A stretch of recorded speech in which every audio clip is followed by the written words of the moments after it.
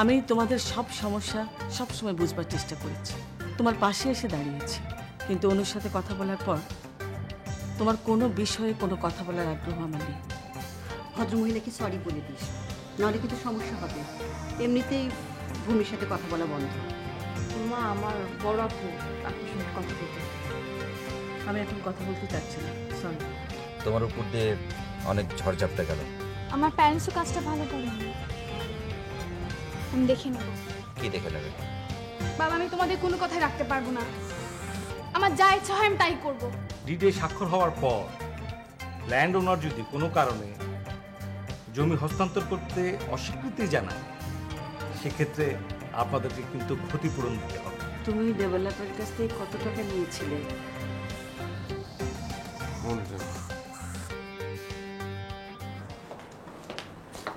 কি অবস্থা মা? এই তো ঘুমোচ্ছে। আজকে অনেক ভালো মনে হলো রে, খুব সুন্দর করে কথা বলেছে। যাক, একটা ভালো কথা শোনালে। কেমন আছো পুপ্পি? আছি, ভালো আছি। পুপ্পা নাকি এসছেন ঢাকায়? হ্যাঁ এসছে, একটু ব্যস্ত আছে, তোদেরকে যেতে বলেছে। আচ্ছা, ডাক্তার কি বললেন পুপ্পি? ডাক্তারের সাথে কথা বললাম, ডাক্তার তো বললেন আরো কয়েকটা দিন রাখতে। থাকুক না হয়, এখানে যখন ভালো হচ্ছে থাকতে তো আর কোনো সমস্যা নেই, তাই না? বড়দের সালাম, ছোটদের না না না, এখানে তো সবাই বড়। আসসালামু আলাইকুম। ওয়ালাইকুম সালাম। কেমন আছেন আপনি? আছি ভালো। আমার মনে হয় এই যাত্রায় ভালো হয়ে যাব। আচ্ছা, কিন্তু বিপদ তো, ভালো হয়ে কোথায় যাব? কেন, আপনার বাড়িঘর, স্ত্রী, ছেলে মেয়ে? হ্যাঁ, তারা তো বহু বছর আগে এসেছিল, এখন আর আসেন না। এখন আর আসে না।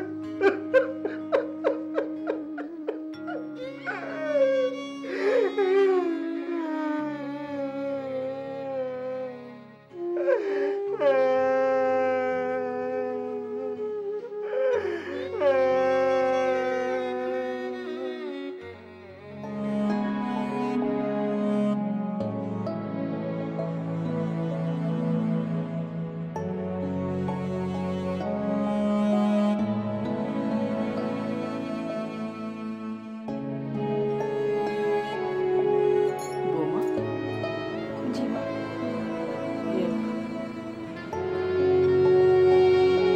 আমি জানি তোমার মনটা ভালো নেই। আনিসের সাথে তোমার কথা কাটাকাটি হয়েছে, তাও জানি। দেখো বৌমা, আমি তোমার কষ্টটা বুঝি। তুমি যদি তোমাদের বাসায় যেতে চাও, যাও, আমার কোনো আপত্তি নেই। মা, আনিস? আমি জানি আনিস মানা করেছে, কি কারণে মানা করেছে তাও জানি। তারপর আমি বলছি, তুমি যদি যেতে চাও যাও, আমি আনিসকে বলবো।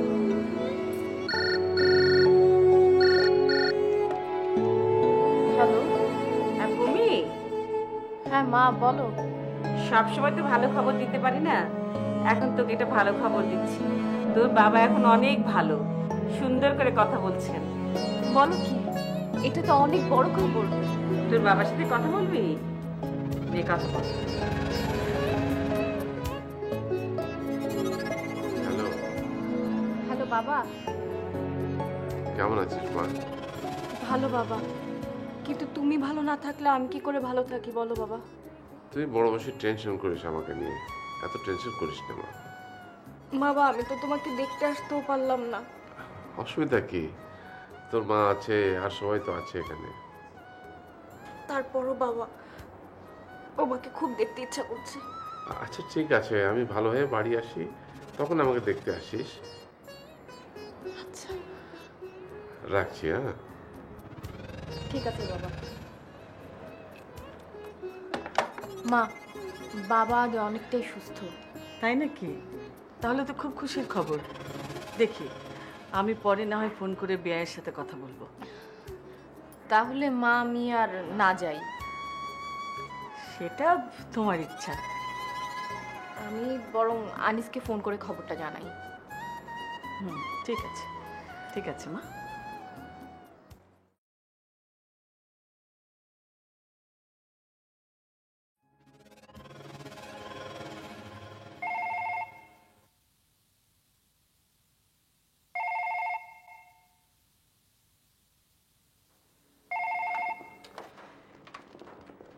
হ্যালো।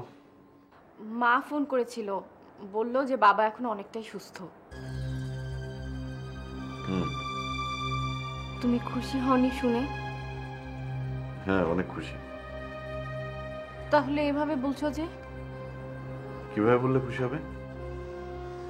আচ্ছা ঠিক আছে, আমি রাখছি। হুম।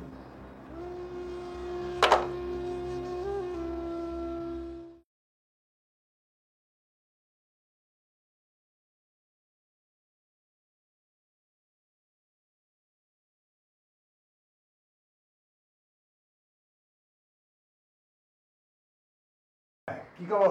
আসেন ভাই, আসসালামু আলাইকুম। আপনার বন্ধু তো এখন সম্পূর্ণ সুস্থ। তাই? বসো। তখন কম তো আর জ্বালালে না আমাদের। তোমারও তো কষ্ট কম হলো না। আমার আর কষ্ট কি, ওটা সেদিন তো আমাকে চিনতে পারলে না, কিন্তু আজ আজ ঠিকই চিনতে পেরেছ। জানো, এখন না খুব ভালো লাগছে। কোথায় ছিলে এতদিন তুমি? আর বলো না ভাইরে, বদলি চাকরি। আজ বগুড়া, কাল সিলেট, পরশুদিন চিটাগাং, এই করেই জীবন পার হয়ে গেল। তো তোমার মনি, সুমি ওরা সব ভালো আছে? আরে বেটা, সবার বিয়ে হয়ে গেছে, এখন সবাই যার যার সংসারে ব্যস্ত। আমি এখন বেকার, কোনো কাজ নেই। তোমার ভাই মারা যাওয়ার পরে একবারই একা। তাহলে তো অনেক কষ্ট। চল আজ দু বন্ধু মিলে অনেক গল্প করব।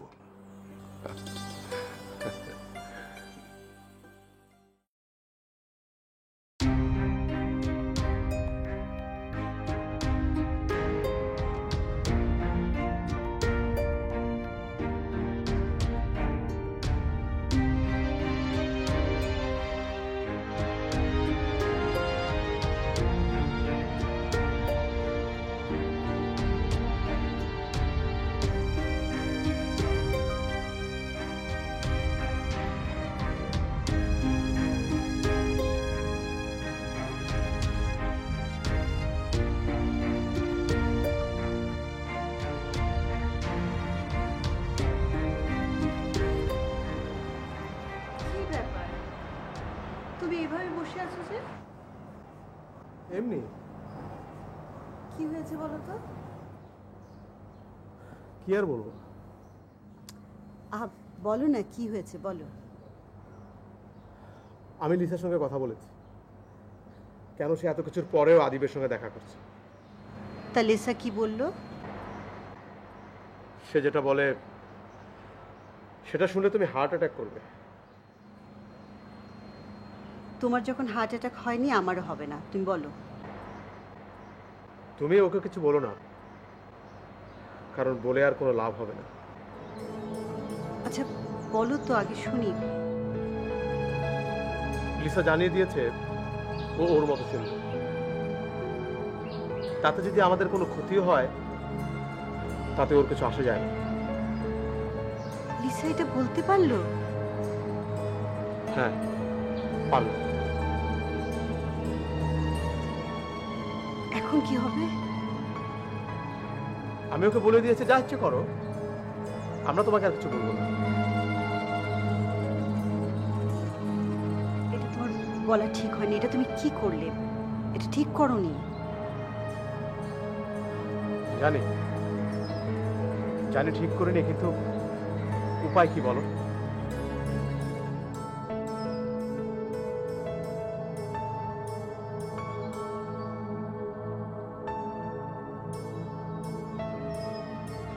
ডাক্তার জুয়েল সাহেব একটু বাইরে আছেন, ওনার অনুপস্থিতিতে আমি ফাইলগুলি দেখলাম। দেখে যা মনে হলো যে এত অস্থির হওয়ার কিছু নাই। আজ সকাল থেকে উনি ঠিকঠাক বিহেভ করছেন, তার মানে এই নয় যে উনি এখন পুরোপুরি সুস্থ। একটু সময় দিতে হবে, আর অবজারভেশনে থাক। না আসলে আমরা নিয়ে যাওয়ার জন্য জিজ্ঞেস করছিলাম না, আপনার ওপিনিয়নটা চাচ্ছিলাম। কবে নাগাদ বাবাকে বাড়িতে নিতে পারবো? আসলে সেটা এখনই বলতে পারছি না। আমার একটু রাউন্ড আছে, আপনি একটু বসেন, আমি একটু রাউন্ড থেকে আসি।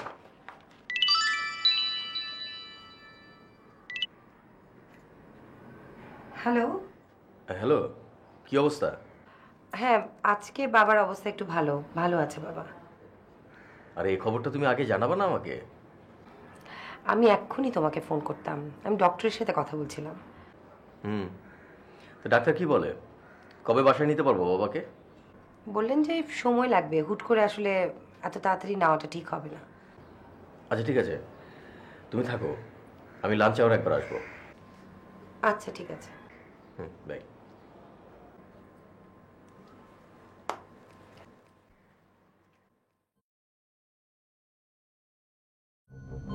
তুমি যদি আমার সিদ্ধান্ত মেনে নাও তাহলে আমি বলতে পারি। বলো। লিসা যেভাবে বলেছে তাতে তাকে স্পষ্ট করে বলে দেওয়া উচিত যে তার কথা মতো কিছুই চলবে না, তাকে আমাদের কথা মানতে হবে। আর সে যদি আমাদের কথা মানতে না চায় তাহলে আমাদের সাথে সব সম্পর্ক শেষ করে সে বাড়ি থেকে বেরিয়ে যাবে। আমি জানতাম তুমি এরকম কথাই বলবে, কিন্তু এটা কোনো সমস্যার সমাধান না। একটা মেয়ে বাড়ি থেকে বের হয়ে কোথায় যাবে, কোথায় থাকবে, কিভাবে চলবে, এটাও তোমাকে ভাবতে হবে। শোনো, সে তার নিজের গন্তব্য ঠিক করে এইভাবে কথা বলছে। আমি তোমার সঙ্গে একমত হতে পারছি না। দেখো, ওর সঙ্গে কথা বলে বাইরে কোথাও পাঠিয়ে দিলে হয়তো আদিবের ভূত মাথা থেকে নামবে। আমার কথা বলে কিছু হবে না, তুমি বলো।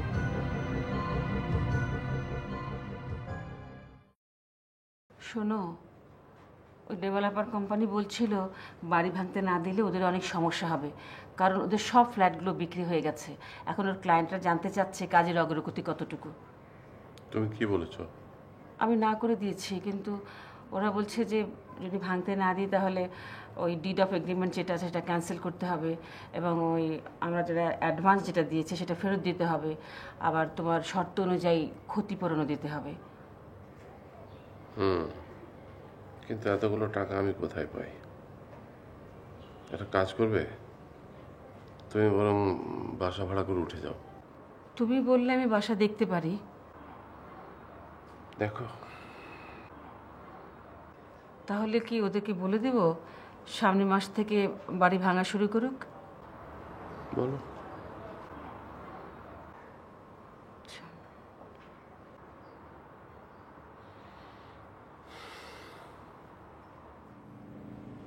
তোমার সব কথা আমি শুনেছি, ট্রু। তোমার পয়েন্টে তুমি ঠিকই আছো। তোমার মা অবশ্য তোমার সঙ্গে একটু খারাপ আচরণ করেছে। আমি দেশে থাকলে অবশ্য এই ঝামেলাটা হতো না। তোমার মা তোমাকে মিসহ্যান্ডেলই করেছে।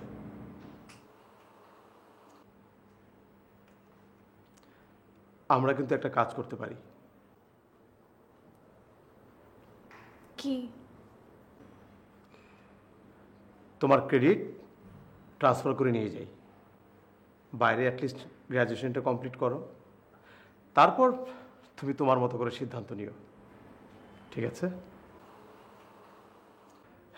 দেখো, সন্তানের প্রতি বাবা মায়ের দায়িত্ব অনেক। সন্তানকে লেখাপড়া শেখানোটাও বাবা মায়ের অনেক কঠিন দায়িত্বের মধ্যে পড়ে। তাই বলছিলাম কি, এখানে তোমার লেখাপড়াটা ঠিক হচ্ছে না।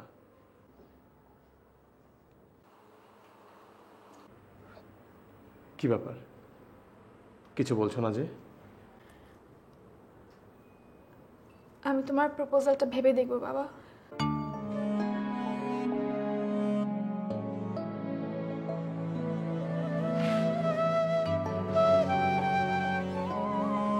টেক ইউর টাইম, তাড়াহুড়া কিছু নেই। I love you my daughter, I love you. আমি জানি আমার এই কিড কখনোই আমার কথার অবাধ্য হবে না। I love you, I love you.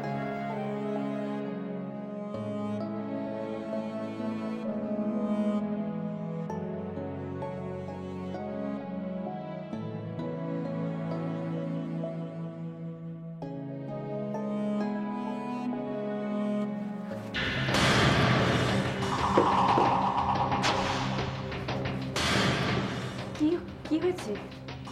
একদম কথা বলবে না, একদম না। ঠিক আছে। কি হচ্ছে? কি হচ্ছে আনিস? বোমা কি হচ্ছে? কথা বলছো না কেন বোমা? আনিস, আমার কি মেজাজ খারাপ হতে পারে না? না তা পারবে না কেন, কিন্তু কি হয়েছে বলবি তো?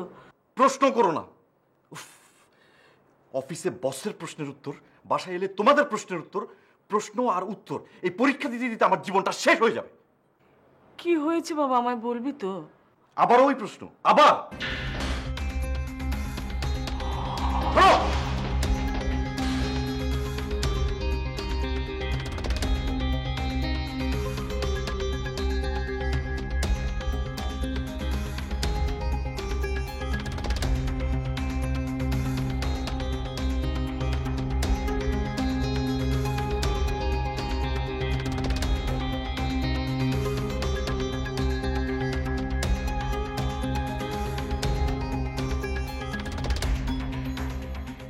খুব ভালো খবর, তোমাদের উপর দিয়ে অনেক বড় একটা বিপদ গেল।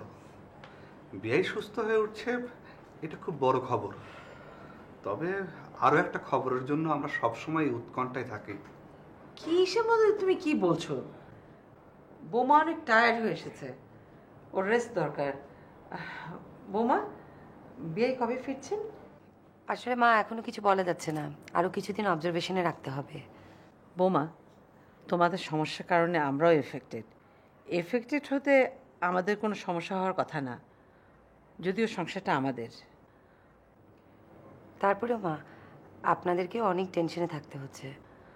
ওসব কোনো বিষয় না বৌমা, আমরা নাতি নাতনির মুখ দেখতে চাই। নাতি নাতনির মুখ দেখতে পেলেই খুশি। যাও, তুমি ফ্রেশ হয়ে নাও।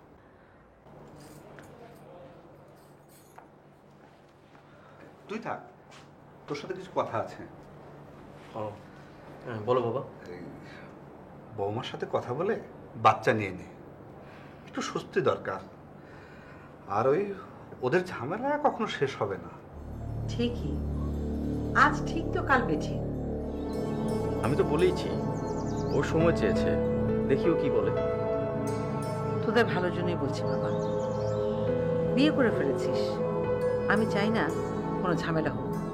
তোর শ্বশুর যে বাড়িটা ডেভেলপারকে দিয়েছিল, তার খবর কি? সেটা আমি জানি না বাবা। খোঁজ নিস। তোর শ্বশুর তো কোনো ছেলে নেই, তুই বাড়ির বড় জামাই, তুই দায়িত্ব নিলে তোর শ্বশুর খুশি হবে। এটা কি ঠিক হবে বাবা? অবশ্যই ঠিক হবে।